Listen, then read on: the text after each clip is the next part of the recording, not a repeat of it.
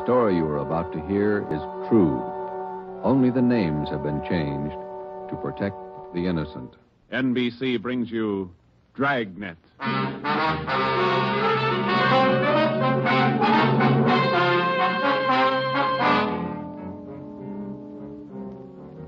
You're a detective sergeant.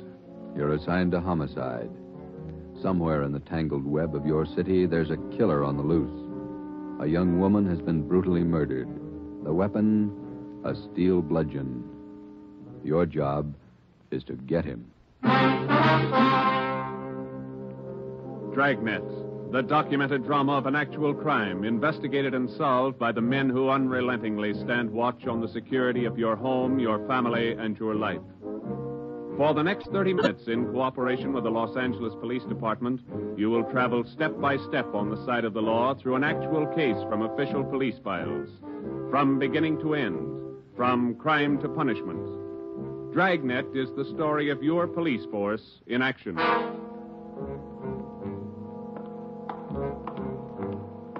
It was Thursday, March 19th. It was foggy in Los Angeles. We were working the night watch out of homicide detail. My partner's Ben Romero. The boss is Ed Backstrand, chief of detectives. My name's Friday. It was 9:14 p.m. when I got to the old Central Jail building, third floor. The crime lab. Hi, Joe. How you coming, Lee? Just ran a spectrograph. What'd you find? The paint flake from the victim's head matches that paint on the hunk of pipe. Any prints? The pipe was clean, no latent prints. Well, that figured. Anything else? Got those blood test reports. A couple of slides for you to look at under the comparison mic. Mm-hmm. Thanks, Lee. Oh, hi, Joe. Didn't hear you come in. What's it look like, Ben? Well, here's the blood test reports. This one is blood found on the piece of pipe. Type A. This one's blood from the victim. Type A. They match. That's right, boys. Doesn't mean too much, though. Did you look at these slides under the microscope? No, not yet. Well, this is your clincher. Wait till I get the light. Okay, take a look. Mm-hmm. Got a make? Yeah, go ahead. Well, this slide here on the right, Mm-hmm. that's a slice of hair from the victim's head. On the other slide is hair found on the steel pipe. Yeah? She had wavy hair. Both specimens are flat. Same hair, Joe. You got anything on that piece of pipe, Lee? Nothing. Just ordinary steel pipe, 14 inches long. What else you got? The plaster impressions of those footprints we found by the body. Here they are. Crepe soles? Tennis shoes, new ones, size 9, good impression. Ground was soft. Man about 150 pounds, according to the length of stride, roughly about 5 feet 10 inches tall. Yeah, new shoes, all right. You can still read the manufacturer's label. That's right, made by the Sport King Company. Well, that's something to follow up. Yeah, sure, you could start with the tennis courts. Only about 1,000 or so in L.A. Maybe you'd rather track down the brand. These particular tennis shoes are the biggest sellers in the country. Yeah. Where'd you like to start, Minneapolis or Pullman, Washington? What about that glove? Yeah, you might look for a missing glove. Yeah. They go well with the shoes, just about as common. White cotton work gloves with a blue top. Here's the right glove. You find the left one. Blood on the glove? Type A. Well, that's good evidence, Jones, but where's the lead? Now, look, I don't ask you to pay my parking tickets. You want to see blow-ups? Okay. Right over here. Oh, yeah. This is the vacant lot where they found the body. Yeah, that's right. Here's a close-up of her showing the location of the murder weapon, the glove, and the footprints relative to the position of the body. Looks as bad as yesterday. Sure did work her over, didn't it? The rest of these are morgue shots. Interested? No, I checked them this morning. Once is enough, Lee. Yeah, that winds it, boys. You want to go over the stuff in her purse again? You find anything more? No, nothing you haven't seen already. The usual. Makeup, comb, barrette. That's a hair clip. Mm-hmm. Few cheap stones in it. Loose change, a quarter, nickel, few pennies. Her ID card. Yeah. Helen Corday. 33 Naomi Place. Age 21. 21. That's not very old, is it, Lee? Not to die. No.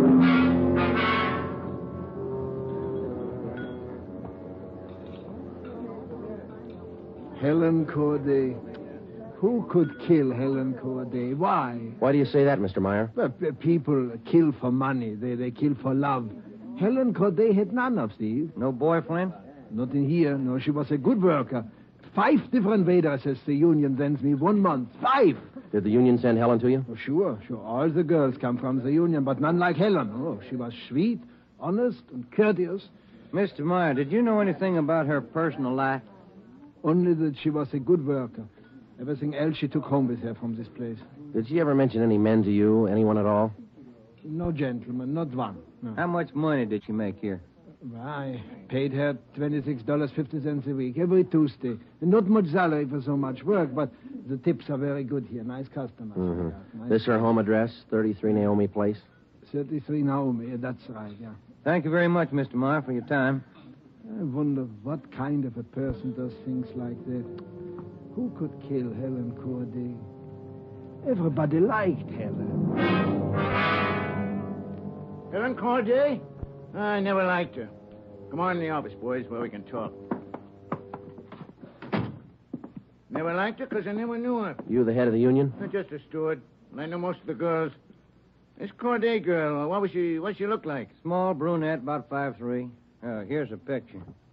Yeah. Pretty girl, wasn't she? Oh, sure. Placed her out at Otto's place. Nice little Dutch fella. Otto Meyer. That's right. He seemed to think quite a lot of her. Yeah, she was a fine worker. Oh, sure. Always right up on her dues. Paid all the assessments right on time. Thought you said you didn't know her. Well, not right off, I didn't, but when you showed me that picture there, placed her right away. You know anything about her personal life? Oh, wait a minute. Why all these questions? Helen Corday was murdered last night. Oh. Who did it? You know anything about her personal life? Well, you can see my position, Sergeant. 1,200 girls. Check 'em in, check 'em out. Just names to me till I see a picture of 'em. You wouldn't know if she had any boyfriends here in the union. Waiters, busboy? That I wouldn't know. Like I tell you, Sergeant, I never knew Helen Corday. Sure, I knew Helen Corday. Gus plays a nice piano, huh, Sergeant? Yeah. I read about it in the paper this morning. How long you been selling pianos here at this place?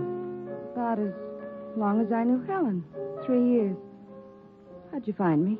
Helen's landlady, we talked to her yesterday. She told us she worked here at this piano store. Oh. It's funny, isn't it? What's funny? See Gus over there? That fellow demonstrating the piano? A few weeks ago, I made a deal with him to give Helen piano lessons. I figured it would help her with her singing lessons. Wanted to be a singer, you know. Did Helen know that fellow, Gus? No, she never met him. Who gave her the singing lessons, Miss Olson? She took from Ostrander. Paul Ostrander out on Melrose. A lot of movie people used to take from him. What do you know about her personal life? How do you mean? Does she have any boyfriends? Well, yes. You don't seem sure, Miss Olson. Well, it's just that I don't know. I never asked Helen. But she did have a few dates with Paul Ostrander. I don't think she was serious. How about Ostrander? Gee, I don't know, Sergeant. I don't want to involve anybody. You want to help us find the killer, don't you? Well, yes, but if you're thinking Paul Ostrander did it, no, I'm sure he didn't kill her.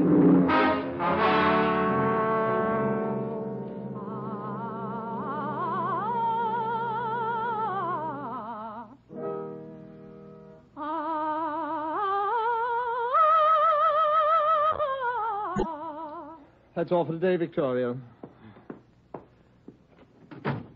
No, gentlemen. I did not kill Helen Corday. You gave her singing lessons, Mr. Ostrander. You knew her pretty well?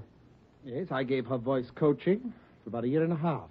Helen showed a little promise. Not a great voice, a bad vibrato. You knew her pretty well? Why do you say that? Mr. Ostrander, didn't you used to take her out once in a while? No, I didn't know Helen socially at all. We know you had dates with her. That's not true. Only times I saw her was when she came here to the studio for lessons. You better tell the truth, Mr. Ostrander. We can prove that you've been out with her. Afraid of the publicity, is that it? Certainly that's it. I have a successful business here. I've spent years building it. Anything like this would ruin me. Then you have been out with her. Only a few times. Nothing serious. I had nothing to do with her murder. Now, that's the truth. Don't you know that withholding information about a thing like this can go kind of hard for you? Yes, I know that. What else could I do? Mr. Ostrander, somewhere in this city right now, there's a guy who beat a young girl to death.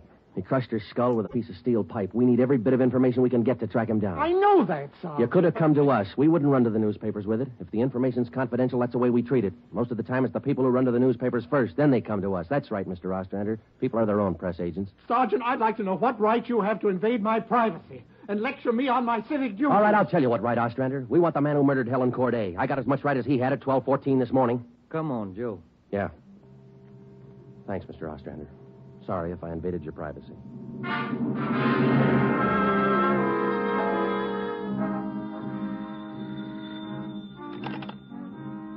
Chief of Detectives Office. Helen.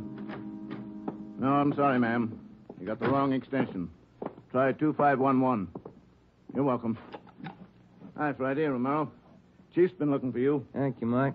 Come on, Joe. Yeah. Hello, Joe. Ben, sit down. What'd you get? A notebook full of notes. A crime lab full of evidence. Nothing to tie them together. These some of the people you interviewed? Yeah, those and about a dozen more we didn't even take notes on. It's hard to figure, Skipper. Everybody seemed to like this girl. Helen Corday. No known relatives. Single, unattached girl, living all alone in the city. Few friends and no enemies. None we can find anyway. Are you satisfied that all the people you interviewed are in the clear? Well, if we're going to stick to the simple robbery motive, we are. The kind of money Helen Corday made wouldn't interest those people. How are you doing on the outside leads? Nothing. If we could just find one hole someplace, anything. All right, now look. You've got a lab full of evidence across the street. You've got a book full of names here. You've got the pieces. Now fit them together. They just don't add. Well, go over them and keep going over them until they do add. Anything from the informants? No, nothing so far. No tips on anybody that's been dough-heavy lately. Nobody shooting off their mouth. The guy we want won't advertise. Figures himself a pretty smooth operator. But he probably made a mistake somewhere along the line. We'll find it. Got a hot shot, Ed. Yeah? 3220 Casino. Woman. Probable attack. All right, Friday. You and Ben run it down. We ran down the hot shot call for 3220 Casino. Turned out to be a typical dead-end lead. Her name was Mrs. Lillian Horn. For the past 5 years, Mr. Horn had been paid regularly on Wednesdays. He spent all day Thursday drinking up his paycheck and beating his wife. The call had no connection with the Corday murder. We made the usual call into communications. Unit 80K to Control 1, 80K to Control 1. Control 1 to 80K, go ahead. On that probable attack, 3220 Casino, code 4. 80K, roger. 80K to Control 1, KMA 367. That was the beginning. For the next 3 days, we followed up every lead and every call, but they were all blind. All units were alerted, and they had as much information on the killer of Helen Corday as we did. Ben and I cruised throughout the entire Central Division. We covered every probable call that might have some connection with the murder. Attention, Unit 41R. 1654 Swanson Terrace, a woman, victim of probable attack, code 3. Unit 41R. It didn't make any difference what the call was. If there was a possibility it might tie in with the Corday murder, we ran it down. We made it a 24-hour job. So far, if the killer made a mistake, we hadn't been able to find it. The Corday funeral was on Monday. They were all there. The girl's landlady, the voice teacher Ostrander, the girlfriend Marie Olson, the man from the union, and her boss Otto Meyer. But nobody else we hadn't checked. That was Monday afternoon. Monday night, we went back to the old routine, tracking calls during the night in the squad car, picking up small threads that led nowhere. 3 more days of the same thing. Thursday morning, 1 week after we found Helen Corday's body, we got an anonymous phone tip. I know who killed Helen Corday. His name's George Barlow. He lives at 418 White Oak Avenue. He used to date her up all the time. Get him and you've got the murderer. We checked George Barlow and about 10 others just like him. None of them knew Helen Corday. Saturday night, Ben and I were back in the squad car cruising the Central Division. Saturday night's a good night for robbery. By 10 p.m., we'd run down 4 various calls. 123, code 1. 123, roger. 12G, call your station. Unit 13R, 1254 Tower Road. A woman screaming. Investigate the trouble. Code 2. Let's handle that one, Ben. Yeah, okay. I'll notify communications. Unit 80K to Control 1. 80K to Control 1. Control 1 to Unit 80K. Go ahead. On your 1254 Tower Road call, we're in the vicinity. We will handle.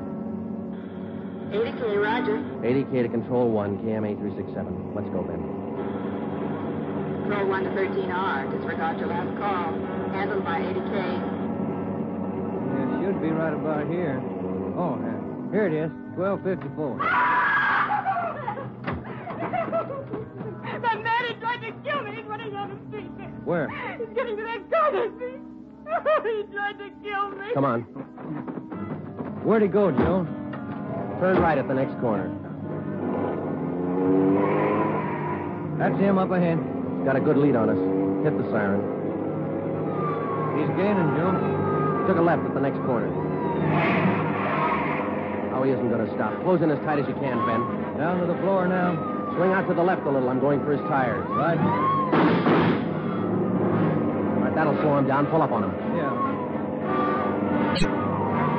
All right, you. Keep both hands on that wheel and get over to the curb. Cover me, Joe. Right. Out of that car, mister. Shake him down. Hey, take it easy, will you? I haven't got a gun. Put the cuffs on him. Hey. Well, you boys work fast.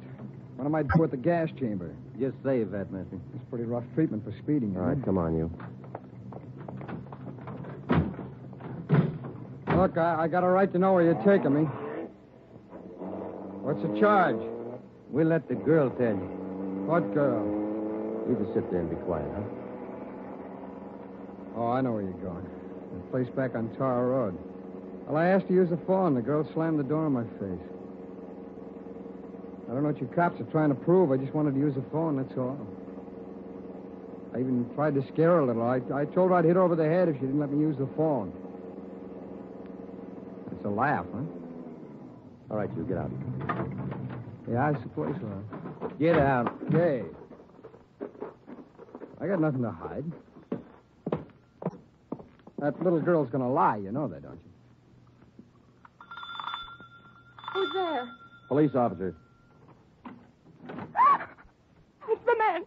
That's him. He tried to kill me. His full name's Frank Philip Larson. They had no previous record. This the girl's report? Yeah, that's it, Skipper. Judy Scott. How old is she? He's 19. He's a babysitter. Real tough boy, isn't he? Forced his way into the house, beat her about the neck and arms. A tire iron. We found it in his car. Jones is running it through the crime lab. Asked her if she had any money. She told him no. Struck her again. Where's this Larson live? Hotel out near Santa Monica. He's a clothing salesman, Ed. Works for a big men's store, Burns and Company. According to the house book sales record, he bought a pair of tennis shoes 2 weeks ago. Weighs 158 pounds, 5 foot 11 inches. Tennis shoes are missing. They're not in his hotel room, and he's not wearing them. What else did you find? A rhinestone. You mean a pin? No, just a small loose stone recovered from the rug in Larson's room. Crime lab got it? Working on it now. Ed, I think we got the man who killed Helen Corday. A few scraps of circumstantial evidence and a hunch. That's not much to go on. Larson had gone after the little Scott girl with a tire iron. Wasn't much of a tie-in, but we had to be sure. All that day, we checked Frank Larson's alibi for the night of Helen Corday's murder. We interviewed the personnel manager at Burns and Company where he worked. We talked to all the clerks who knew him, the manager of the hotel where he lived. We found out everything we could about Frank Larson. And that night at 10 o'clock, we had the prisoner brought to the interrogation room. How are you, Larson? Fine. Just fine. I like jail. Sit down. Lousy weather, been foggy all over town. I wouldn't know. I've been inside all day. How old are you, Larson? 31, same as the last time you asked me. Where'd you go to school? I didn't. I was born smart. You sell clothes, don't you, Larson? We know you work for Burns and Company. Remember, you told us. What is all this? What are you guys trying to build? Just want to know if you like selling clothes. That's all. What do you coppers know about clothes? One blue serge a year is your speed. You know quite a bit about clothes, don't you? I've been selling them for 5 years. Can you tell me something I've been wondering about? What's that? Are your socks and tie always supposed to match? That's what the style books say. Bet you always know the right things to wear, don't you? You wouldn't wear black shoes with a brown suit, would you? Is that what you're keeping me here for? Style, isn't it? Oh, would you? Would you wear black shoes with a brown suit? Most people wouldn't. Bet you wouldn't wear brown shoes with a tuxedo either. I've been smoking too much. You got a glass of water? Oh, yeah, sure.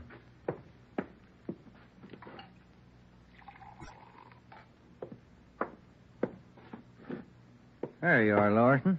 Thanks. That's good and cold. How about it?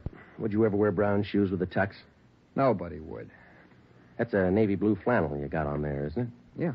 It's a good-looking suit. Stop around sometime. Get you a good deal. Suit like that flannel there you're wearing. You'd never wear tennis shoes with an outfit like that, would you?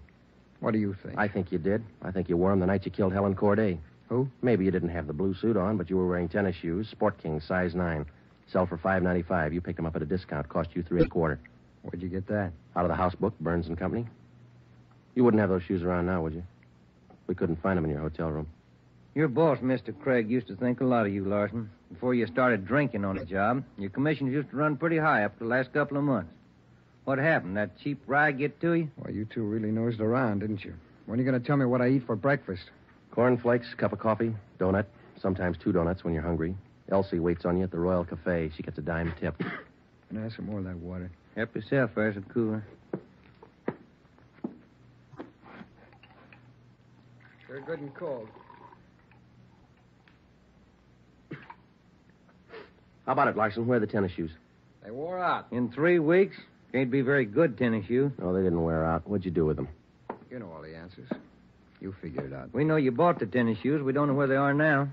We know you had them, size 9. 3 feet from the body of Helen Corday, we found 2 size 9 footprints made by a pair of Sport King tennis shoes. We figured the man weighed about 150 pounds. You weigh 158. Figured he's about 5'10". You're 5'11". You come awful close to being the same build as the man who killed Helen Corday, don't you, Larson? And you wear the same size tennis shoes, same brand name. A lot of people wear 9s. It's the average size.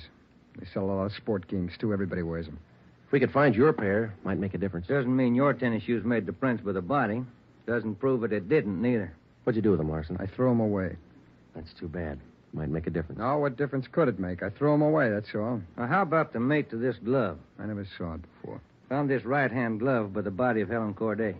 Just an ordinary cotton work glove. Everybody wears them. If we could find the missing left glove, why, it might make a difference.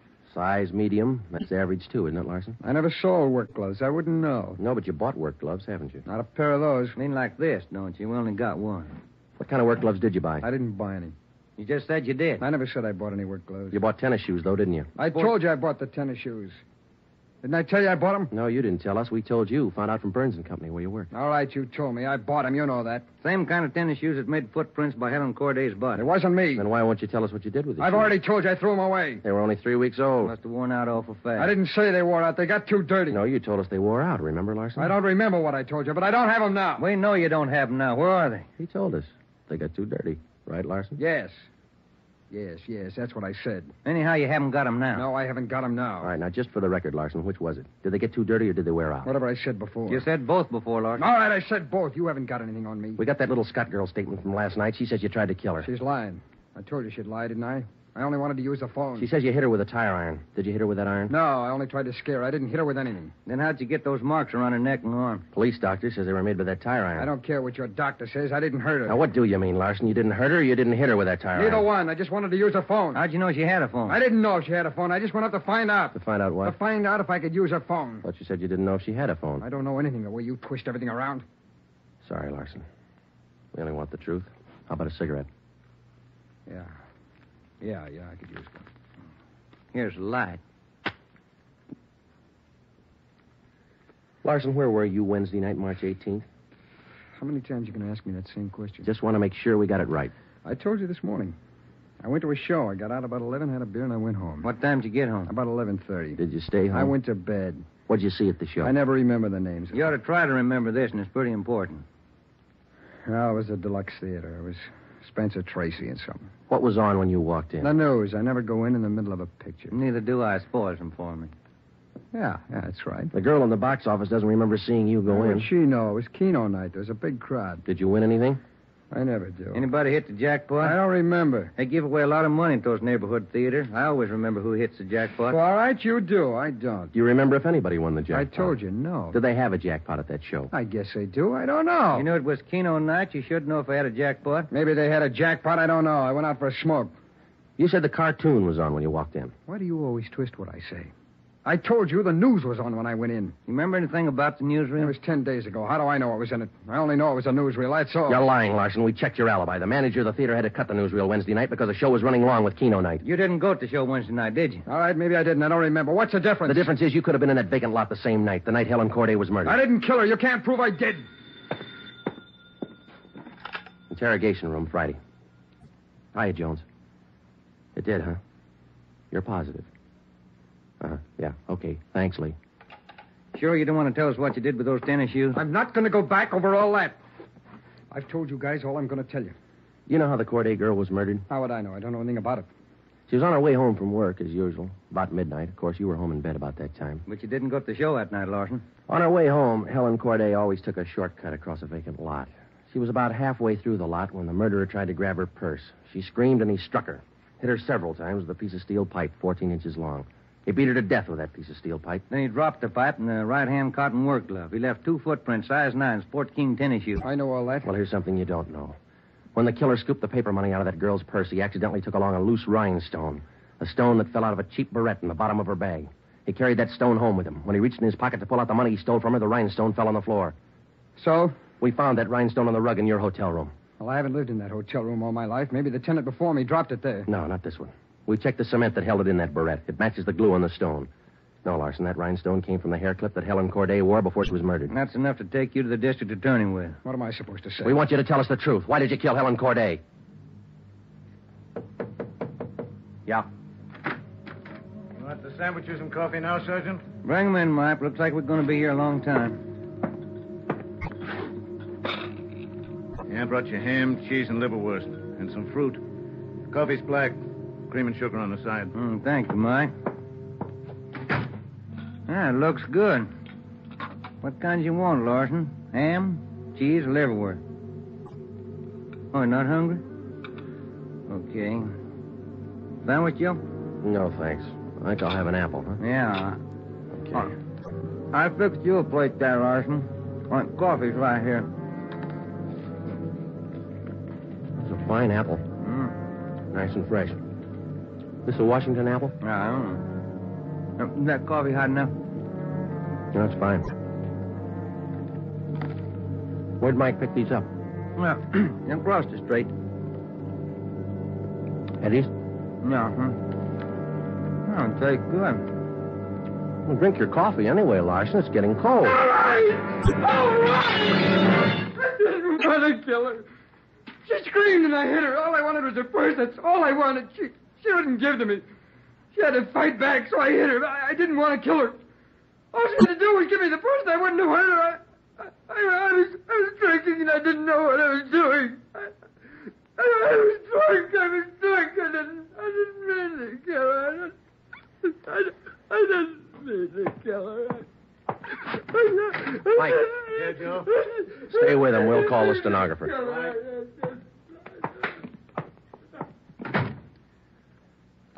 See you tomorrow, Joe. Good night. Yeah. Sour racket, huh?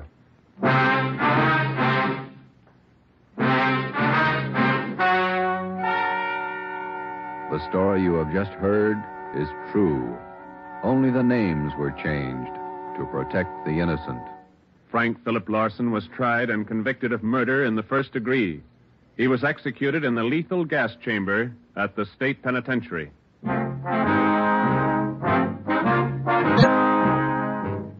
You have just heard the fifth in a new series of authentic cases from official files.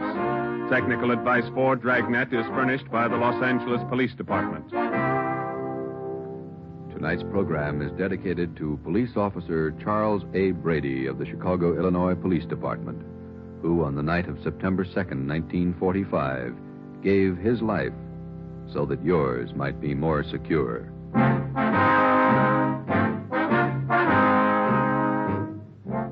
Dragnet came to you from Los Angeles. This is NBC, the national broadcasting company.